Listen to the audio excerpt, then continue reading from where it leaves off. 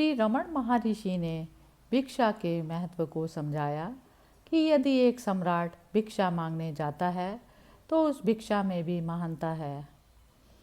स्वामी जी ने अपनी भिक्षा के बारे में बताया। स्वामी जब भी भिक्षा के लिए जाते थे वह भिक्षा अपनी हथेली में ग्रहण करते और सड़क पर चलते चलते खा लेते। खाने के बाद अपने हाथों को झाड़ देते। वे किसी चीज़ की चिंता नहीं करते थे। किसी से कुछ कहने में उन्हें संकोच लगता था। इस तरह उनकी भिक्षा बड़ी रोचक थी। एक गरीब आदमी के लिए भिक्षा के लिए जाना अपमान की बात होगी, किंतु जिसने अहंकार को जीत लिया हो और जो अद्वैत की सर्वोच्च अवस्था का बोध कर लिया हो, उसके लिए यह मन की महानता की उच्च स्थिति है, क्योंकि जिसने अहंकार को जीत लिया वही सम्राट होता है।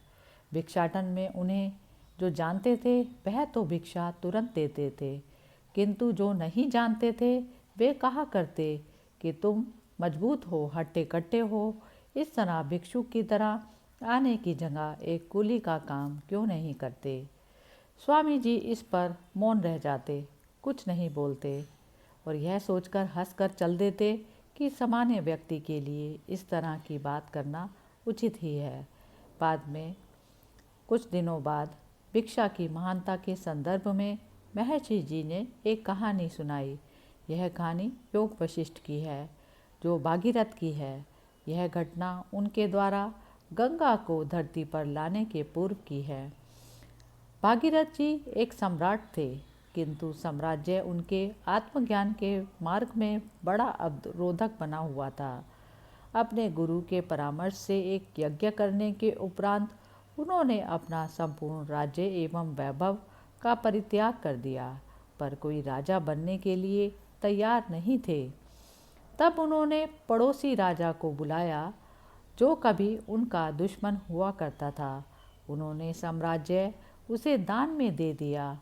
मध्य रात्रि को एक साधु के वेश में उन्होंने बिना किसी को बताए देश छोड़ दिया तथा दूसरे देश में पहुंच गए। वहां भी उन्हें पहचाने जाने का भय था, इसलिए रात्रि को भिक्षा मांगने जाते। अंततः उन्हें विश्वास हो गया कि उनका मन पर्याप्त रूप से परिपक्व होकर अहंकार रहित हो गया।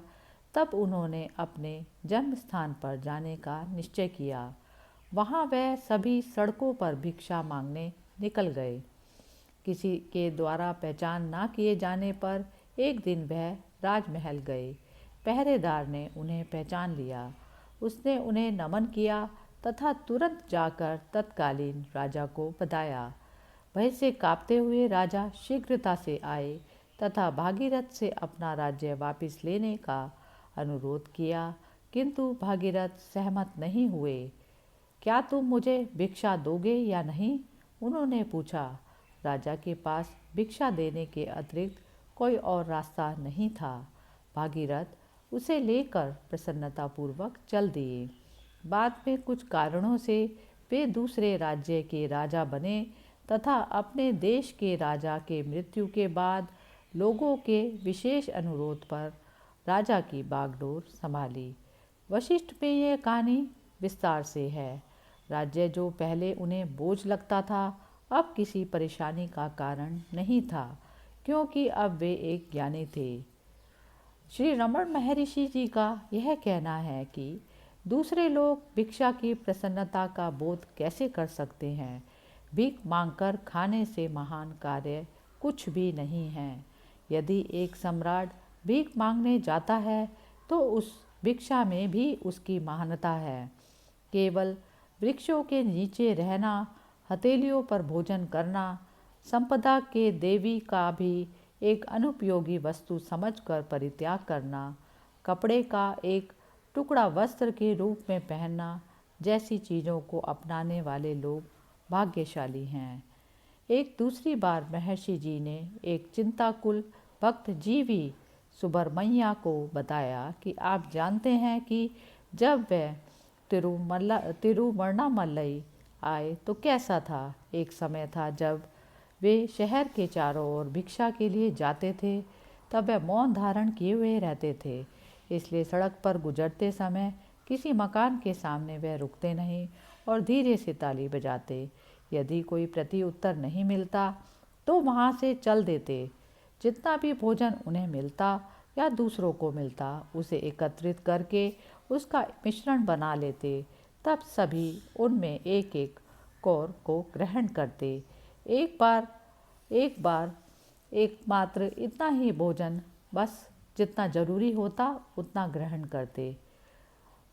बाहर की चीज़ों में कितना परिवर्तन आ गया उन्होंने यह सुबरबैया को बताया। लेकिन बाहर कितनी इमारतें खड़ी हो गई, किस प्रकार का आश्रम का सर्वतोमुखी विकास हो गया। किंतु उन्होंने बताया कि मैं सदैव वही हूँ, केवल सूर्य उदित होता और सूर्यास्त होता और उन पर कोई दूसरा परिवर्तन दिखाई नहीं पड़ता।